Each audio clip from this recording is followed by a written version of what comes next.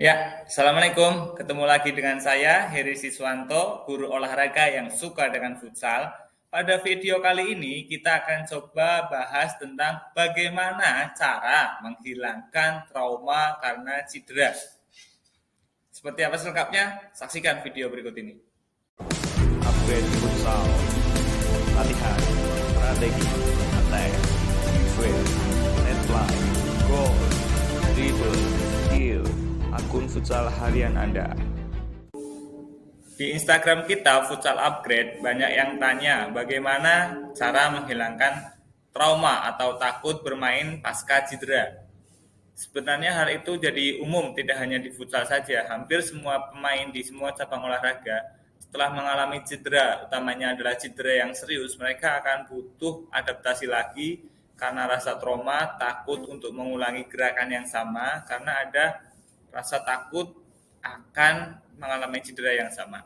Berikut sudah kita rangkum beberapa tips untuk menghilangkan trauma tersebut.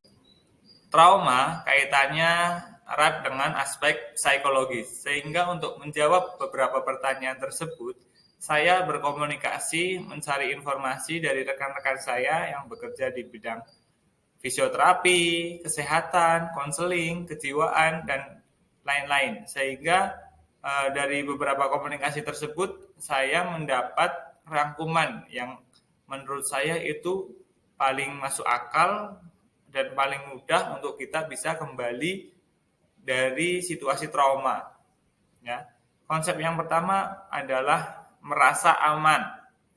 Ketika kita merasa aman, maka kita menjadi nyaman. Dalam konteks ini, ketika kita sudah melaksanakan serangkaian penyembuhan cedera dengan benar, dari proses penanganan sampai pemulihan, maka secara otomatis, secara psikologis kita merasa aman. Nah, jadi kalau teman-teman yang mengalami cedera dan sudah melaksanakan serangkaian penyembuhan dengan benar, baik itu secara medis maupun ke measure, ke bahasanya apa ya, masas, tukang urut gitu biasanya, tukang pijat. Jika dirasa sudah sesuai prosedur, maka tidak perlu khawatir lagi. Terus bagaimana kalau saya jauh dari kota, tidak ada untuk konsultasi dengan fisioterapis, terus dokter khusus, maka apa yang bisa saya lakukan? Saran dari saya, silakan teman-teman menggerakkan bagian tubuh yang cedera tadi di air, ya, air yang lumayan banyak. Katakanlah misalkan cedera ankle di pergelangan kaki, maka teman-teman harus melakukan beberapa gerakan di persendian ankle tersebut berada di dalam air, ya, selama 10 sampai 15 menit. Kemudian setelah itu ditunggu efeknya selama 4 jam. Seandainya 4 jam tersebut tidak ada gangguan atau memar atau apa, berarti insya Allah kondisi cedera sudah kembali normal. Begitu juga bagi yang cederanya di tulang, ya, bukan persendian kayak patah tulang, itu kan kita otomatis ke fisioterapis, ya. Kita konsultasi jika memang sudah benar-benar sembuh, maka kita harus berdamai dengan diri kita. Atau kata teman saya Dani yang merupakan fisioterapis PSIS Semarang, kuncinya adalah berdamai dengan diri sendiri, menerima keadaan, dan kemudian akan muncul rasa yakin karena kita sudah menjalani serangkaian prosedur pemulihan cedera dengan benar. Itu tahap yang pertama. Saya ulangi, saya rangkum, memastikan atau merekap kembali apakah prosedur penyembuhan cedera kita sudah betul atau belum. Berikutnya, yang nomor 2. Berikutnya, kecemasan.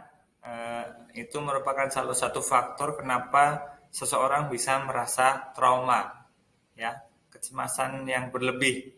Sehingga untuk mengatasi hal tersebut, saya sudah memiliki trik, ya, yang saya tanyakan kepada teman saya.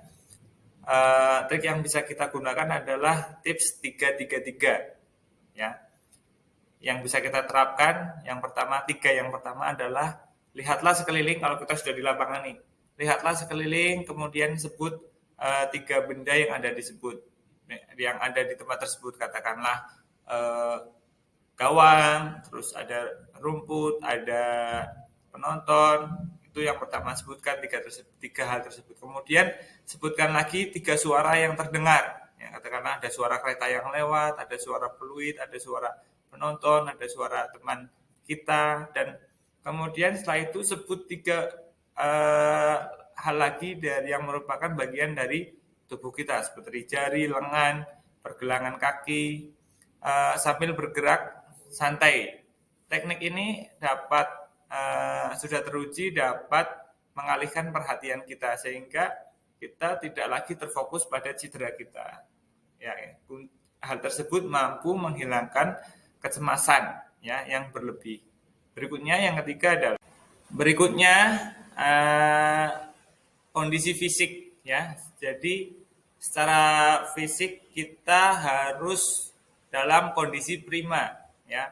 Karena fisik sangat berpengaruh terhadap psikologis ya. Yang perlu kita lakukan adalah mengatur waktu istirahat, pola makan, pola latihan, dan turnamen ya. Jadi kita mengelola waktu sebaik mungkin sehingga fisik kita untuk tetap prima.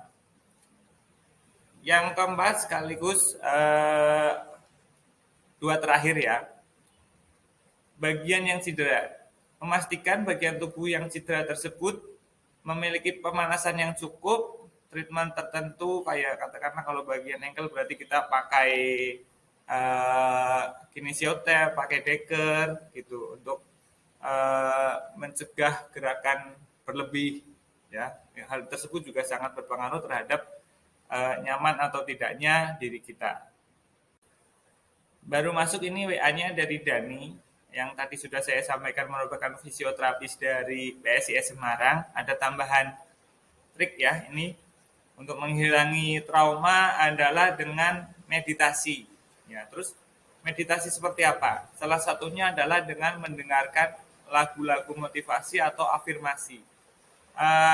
Oke, untuk masalah ini nanti akan saya buatkan video khusus ya. Mungkin kita buatkan 1 atau 2 minggu lagi. Kita buatkan afirmasi yang bisa didengarkan untuk menghilangkan trauma karena cedera. Ya, jadi teman-teman yang belum follow sekalian follow nih. Nanti insya Allah saya buatkan dalam waktu 1 atau 2 minggu ini. Kalau enggak, maksimalnya lah setelah Lebaran ini. Ya, itu berikutnya yang terakhir adalah latihan sendiri.